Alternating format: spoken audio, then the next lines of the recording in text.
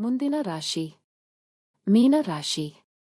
ಮೀನರಾಶಿಗೆ ಸೇರಿದ ಜನರಿಗೆ ಮೀನರಾಶಿಯಲ್ಲಿ ಶನಿಯ ಸಂಚಾರವು ನಿಮ್ಮ ಚಂದ್ರ ರಾಶಿಯಲ್ಲಿ ನಡೆಯುತ್ತದೆ. ಶನಿಯು ನಿಮ್ಮ 11ನೇ ಮತ್ತು 12ನೇ ಮನೆಯ ಅಧಿಪತಿಯಾಗಿದ್ದಾನೆ. ಈ ಅವಧಿಯಲ್ಲಿ ಶನಿ ಸಾಡೆಸಾತಿಯ ಉತ್ತುಂಗದಲ್ಲಿರುತ್ತದೆ. ಆದ್ದರಿಂದ ನೀವು ಬಹಳ ಜಾಗರೂಕರಾಗಿರಬೇಕು. ಶನಿ ನಿಮ್ಮ ಚಂದ್ರ ರಾಶಿಯಲ್ಲಿ ಸಂಚರಿಸುತ್ತಿದ್ದಾನೆ.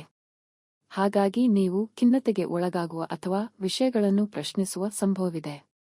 ತಾಳ್ಮೆ, ಸ್ವಯಂ ಕಲಿಕೆ ಮತ್ತು ಸ್ಪಷ್ಟ ಗುರಿಗಳ ಮೇಲೆ ಗಮನ ಹರಿಸಲು ಇದು ಸರಿಯಾದ ಸಮಯವಾಗಿದೆ. ಈ ಅವಧಿಯಲ್ಲಿ ಪ್ರಗತಿ ನಿಧಾನವಾಗಿರಬಹುದು, ಆದರೆ ನಿಮ್ಮ ಸ್ನೇಹಿತರ ಮತ್ತು ಮನೆಯವರ ಸಲಹೆ ನಿಮಗೆ ಸಹಾಯಕವಾಗುವುದು. ಸವಾಲುಗಳನ್ನು ನೆನಪಿನಲ್ಲಿಡುವುದು ಮುಖ್ಯ. ಈ ಅವಧಿಯನ್ನು ನೀವು ಉತ್ತಮ ರೀತಿಯಲ್ಲಿ ಬಳಸಿಕೊಳ್ಳುವುದು ಒಳ್ಳೆಯದು. ಈ ಅವಧಿಯಲ್ಲಿ ನಿಮ್ಮ ಸಂಗಾತಿಯೊಂದಿಗೆ ಯಾವುದಾದರೂ ವಿಷಯಕ್ಕೆ ಭಿನ್ನಾಭಿಪ್ರಾಯ ಉಂಟಾಗಬಹುದು. ನಿಮ್ಮ ಅಭಿಪ್ರಾಯಗಳನ್ನು ಸ್ಪಷ್ಟವಾಗಿ ವ್ಯಕ್ತಪಡಿಸಿ ಮತ್ತು ಅವರ ಭಾವನೆಗಳನ್ನು ಸರಿಯಾಗಿ ಅರ್ಥ ಮಾಡಿಕೊಳ್ಳುವಲ್ಲಿ ಹೆಚ್ಚಿನ ಗಮನವನ್ನು ನೀಡುವುದು ಉತ್ತಮ. ಈ ಸಮಯದಲ್ಲಿ ವಾದವಿವಾದಗಳಿಗೆ ಒಳಗಾಗಬೇಡಿ. ನಿಮ್ಮಿಬ್ಬರಿಗೆ ಶಾಂತಿ, ನೆಮ್ಮದಿಯನ್ನು ನೀಡುವ ಕೆಲಸಗಳನ್ನು ಒಟ್ಟಾಗಿ ಮಾಡಿ. ಈ ಸಮಯವನ್ನು ಸರಿಯಾಗಿ ಉಪಯೋಗಿಸಿಕೊಳ್ಳಿ. ಈ ಅವಧಿಯಲ್ಲಿ ನಿಮ್ಮ ಗುರಿಗಳನ್ನು ಅರ್ಥಮಾಡಿಕೊಳ್ಳುವ ಮತ್ತು ನಿಮಗೆ ಹೊಂದಾಣಿಕೆಯಾಗುವ ಜನರನ್ನು ನೀವು ಭೇಟಿಯಾಗುವ ಸಂಭವವಿದೆ. ಯಾವುದೇ ಸಂಬಂಧಗಳಲ್ಲಿ ಭಿನ್ನಾಭಿಪ್ರಾಯ ಸಾಮಾನ್ಯ, ಆದರೆ ಉತ್ತಮ ಸಂವಹನ ಮತ್ತು ತಿಳುವಳಿಕೆಗೆ ಆದ್ಯತೆ ನೀಡುವ ಮೂಲಕ ನೀವು ಈ ಅವಧಿಯಲ್ಲಿ ಬಲವಾದ ಸಂಬಂಧವನ್ನು ಹೊಂದಬಹುದು ಎಂಬುದನ್ನು ಅರ್ಥಮಾಡಿಕೊಳ್ಳುವುದು ಉತ್ತಮ. ಈ ಅವಧಿಯಲ್ಲಿ ನಿಮ್ಮ ಬಗ್ಗೆ ನೀವು ಹೆಚ್ಚಿನ ಪ್ರಾಮುಖ್ಯತೆ ನೀಡುವುದು ಒಳ್ಳೆಯದು. ನಿಯಮಿತವಾಗಿ ಯೋಗ ಮತ್ತು ವಾಕಿಂಗ್ನಂತಹ ವ್ಯಾಯಾಮಗಳನ್ನು ನಿಮ್ಮ ದಿನಚರಿಯಲ್ಲಿ ಅಳವಡಿಸುವ ಮೂಲಕ ಒತ್ತಡವನ್ನು ಕಡಿಮೆ ಮಾಡಬಹುದು ಮತ್ತು ನಿಮ್ಮ ಆರೋಗ್ಯವನ್ನು ಸುಧಾರಿಸಲು ಉತ್ತಮ ಮಾರ್ಗಗಳನ್ನು ಆಯ್ಕೆ ಮಾಡುವುದು ಒಳ್ಳೆಯದು.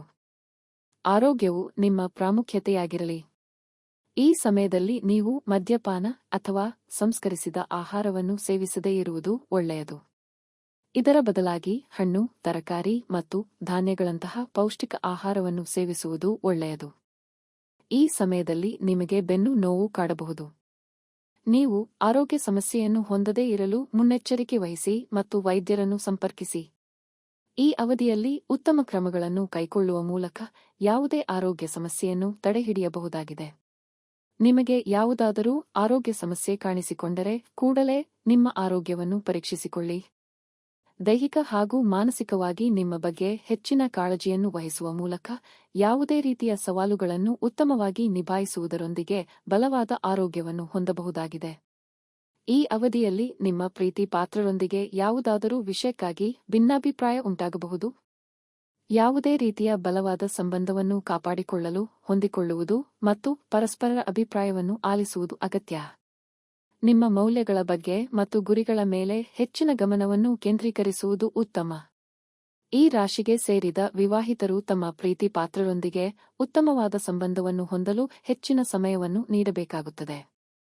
ಹಾಗೆ ಹೊಸ ಸಂಬಂಧಗಳನ್ನು ಎಚ್ಚರಿಕೆಯಿಂದ ಮುಂದುವರಿಸುವುದು ಉತ್ತಮ. ಹಾಗೆ ಯಾವುದೇ ವಿಷಯವನ್ನು ಮುಂದೆ ತೆಗೆದುಕೊಂಡು ಹೋಗುವ ಮೊದಲು ವಿಷಯದ ಬಗ್ಗೆ ಹೆಚ್ಚಾಗಿ ತಿಳಿದುಕೊಳ್ಳುವುದು ಒಳ್ಳೆಯದು. ಭಿನ್ನಾಭಿಪ್ರಾಯಗಳು ಭಿನ್ನತೆಗೆ ಕಾರಣವಾಗದಂತೆ ಎಚ್ಚರಿಕೆ ವಹಿಸಿ.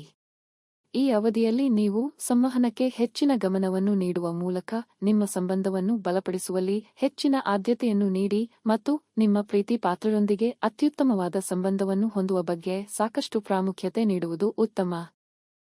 ಶನಿಯ ರಾಶಿ ಬದಲಾವಣೆಯ ಸಂದರ್ಭದಲ್ಲಿ ನೀವು ಆರ್ಥಿಕ ಸಂಕಷ್ಟವನ್ನು ಎದುರಿಸಬೇಕಾಗಬಹುದು.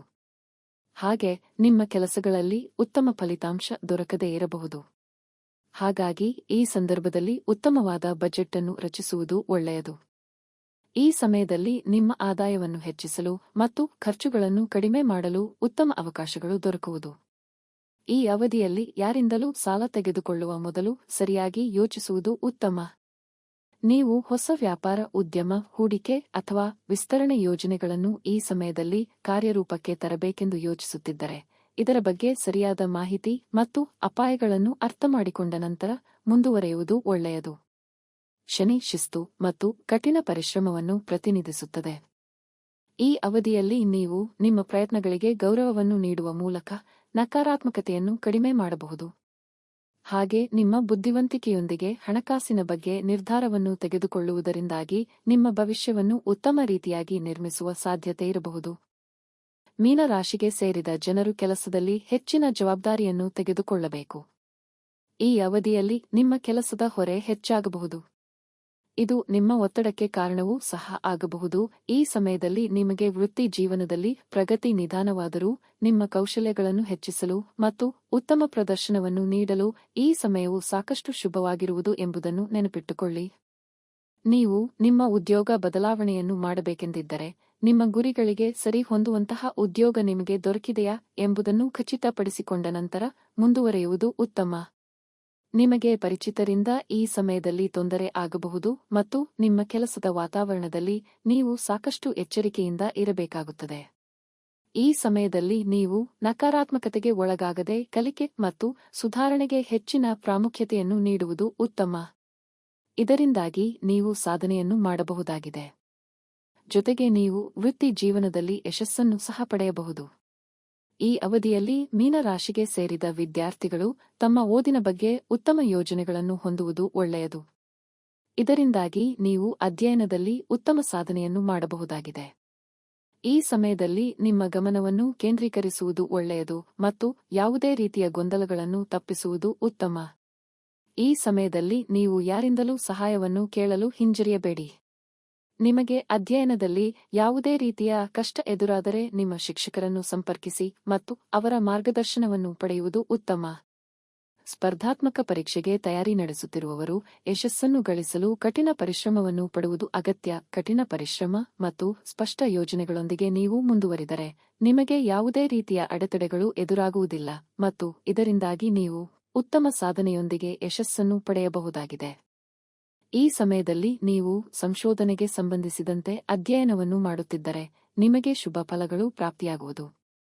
ವಿದೇಶದಲ್ಲಿ ಉನ್ನತ ಶಿಕ್ಷಣ ಮಾಡಬೇಕೆಂದು ಬಯಸುವ ಮೀನ ರಾಶಿಗೆ ಸೇರಿದ ಜನರಿಗೆ ಈ ಅವಧಿಯಲ್ಲಿ ಅತ್ಯುತ್ತಮವಾದ ವಿಶ್ವವಿದ್ಯಾಲಯದಲ್ಲಿ ದಾಖಲಾಗುವ ಉತ್ತಮ ಅವಕಾಶ ದೊರಕುವುದರೊಂದಿಗೆ ನೀವು ಶೈಕ್ಷಣಿಕವಾಗಿ ಅತ್ಯುತ್ತಮ ಸಾಧನೆಯನ್ನು ಮಾಡಲು ಉತ್ತಮ ಅವಕಾಶ ಲಭಿಸಲಿದೆ.